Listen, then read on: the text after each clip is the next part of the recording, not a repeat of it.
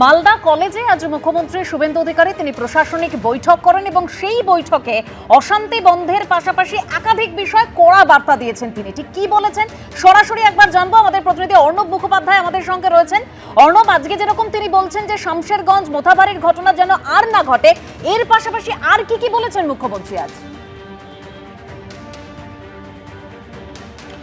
দেখো, আজকে প্রশাসনিক বৈঠকে যেটা মুখ্যমন্ত্রী শুভেন্দু অধিকারী বলেছেন যে শামশেরগঞ্জ, বেলডাঙ্গা এবং মোথাবাড়ির ঘটনা যাতে না ঘটে আর সে ব্যাপারে কড়া বার্তা তিনি দিয়েছেন। এবং তার পাশাপাশি তিনি বলেছেন যে বিএসএফের যে আউটপোস্টগুলো রয়েছে সেগুলোও কিন্তু তিনি যাবেন এবং সেগুলো তিনি নিজে দেখবেন।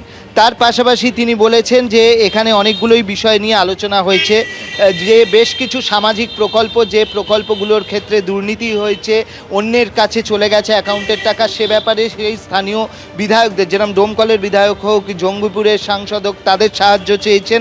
তার পাশাপাশি আমরা যেটা দেখতে পাচ্ছি, তিনি বলছেন যে 50 লক্ষ মানুষের মধ্যে অ্যাকাউন্টে ইতিমধ্যেই অন্নপূর্ণা যোজনা ঢুকতে শুরু করেছে। এইভাবে বার্ধক্য এবং বিধবা ভাতা সেগুলোও ঢুকবে। এবং জঙ্গিপুর আর ডোমকলের ক্ষেত্রে তো তোমাকে বললাম।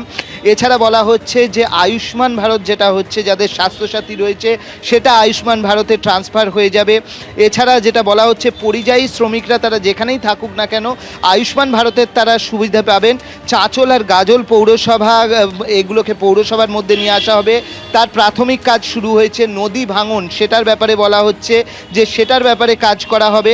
এছাড়া হচ্ছে আরও বলা হচ্ছে যে বর্ষায় যাতে, এই বর্ষায় হয়তো কিছু করা যাবে না, পরবর্তী বর্ষায় যাতে কাজগুলো করা যায় সেই জায়গায় ভাবনা চিন্তা করা হচ্ছে। তবে মূল যেটা বলা হচ্ছে সেটা হচ্ছে এই যে শামশেরগঞ্জ, বেলডাঙ্গা বা মোথাবাড়ি, তার ঘটনা যাতে আর না ঘটে এবং সেই কারণে কোয়ার্ডিনেশন, বিএসএফ এবং পুলিশের কোয়ার্ডিনেশনটার ওপর জোর দেওয়া হয়েছে। পাশাপাশি বিএসএফের এই সেন্টারগুলো যেগুলো রয়েছে সেগুলো তিনি ঘুরে দেখবেন, এমনটাও তিনি বলেছেন।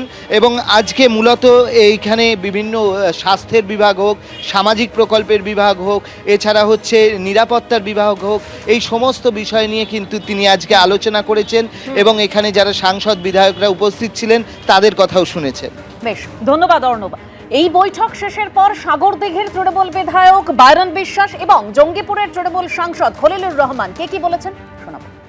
চাই আমাদের বিরোধী হিসাবে আমাদের কাজ না আটকালেই হলো। আমাদের শুভেন্দুদা যেভাবে চলছে, আর কি মনে হচ্ছে আমাদের বাংলার এবার চেহারা উন্নয়ন, খুবই ভালো উন্নয়ন হবে, উন্নতি হবে। এবং এই বলে আমি দেখতে পাচ্ছি যে ফিউচারটা আমরা বিরোধী হিসাবে মনে হচ্ছে না যে আমরা বিরোধী, মনে হচ্ছে যে আমরাও বিজেপির একটা অঙ্গ হিসাবে, মানে বিজেপির বিধায়ক হিসাবে মনে হচ্ছে। কিন্তু যে নিয়মটা শুভেন্দুদা দেখলাম আর কি, নতুন ওনার সঙ্গে তো আমার পুরোনো দিনের আলাপ ছিল, কিন্তু সিএম হওয়ার পরে আমার আজ প্রথম ওনার সঙ্গে পার্সোনালভাবে কথা হলো। উনি গাড়িতে চড়ছিলেন, তার মধ্যে একটু সময় পেলাম, তো কথা বললাম। তো সত্যি উনি বাংলার চেহারাই চেঞ্জ করে দেবেন এরকম আমার ধারণা, যে বাংলা একটা মডেল বাংলা হিসাবে আমরা এর আগে, যাই হোক আমি পুরোনো কথা টেনে ধরছি না, কিন্তু মডেল বাংলা হিসাবে আপনারা দেখতে পাবেন, এটা আমার দৃঢ় বিশ্বাস। আজকের এই বৈঠক কতটা ফলপ্রসূ হলো?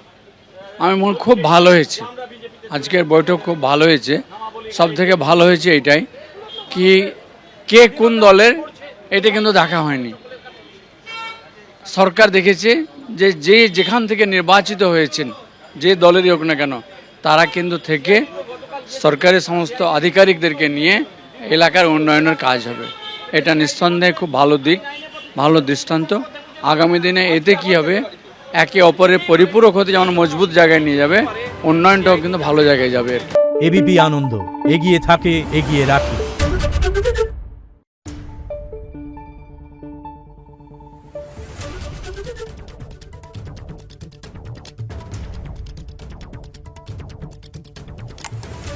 Thank you.